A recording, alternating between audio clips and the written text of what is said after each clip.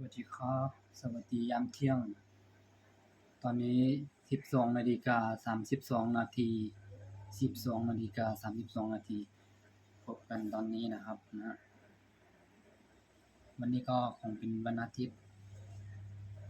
นี้ก็ส่วนใหญ่จะเป็นคนบางคนก็จะได้พักผ่อนกันบ้างบางคนก็อาจจะทำงานต่อทำงานวันอาทิตย์ได้แรงเดียวบางคนก็จะได้2แรงอย่างเงี้ยถามว่าทุกคนนั้นมัน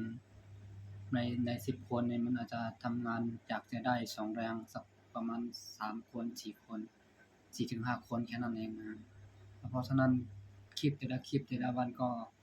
ผมจะมาเล่าเรื่องชีวิตประจำวันเรื่องการทำงานมาคุยสนุกสนานกันไปบ้างนะก็ทุกวันเนี่ยผมก็ไม่มีอะไรมากมายหรอกนะอยากจะให้ชีวิตของเรานั้นให้มันดีขึ้นให้มันกระตุ้นขึ้นให้มันคล่องให้มันพูดคล่องเคลียวได้ดีนะฮะไม่ใช่ว่า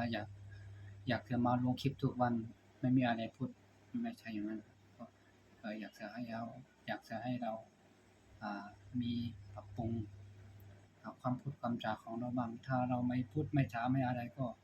เราไปไหนมาไหนก็อยากจะมันคนรู้จักก็อาจจะไม่ค่อยมีคนรู้จักน้อยนะเรียนกับคนเยอะมันก็ไม่ค่อยดีพอดีเลยนะการที่เราอัปโหลดคลิปใหม่ลงทุกวันมันก็ดีคนหาเงินใน YouTube ก็ยังเยอะแยะเยอะมากคนที่ได้เงินในจาก YouTube ก็มีทั้งเยอะคนที่เล่น YouTube ไปถอยไปก็มีทั้งเยอะนะมันขึ้นอยู่กับคนแต่ละคนอยากจะสู้ไหวไหมทำได้ไหมอย่างเงี้ย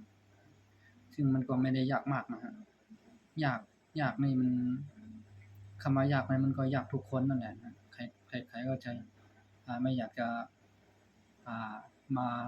นั่งลงคลิปมานั่งอัปโหลดวิดีโอลงคลิปวิดีโอทุกวันหรอกผมคิดว่านะครับ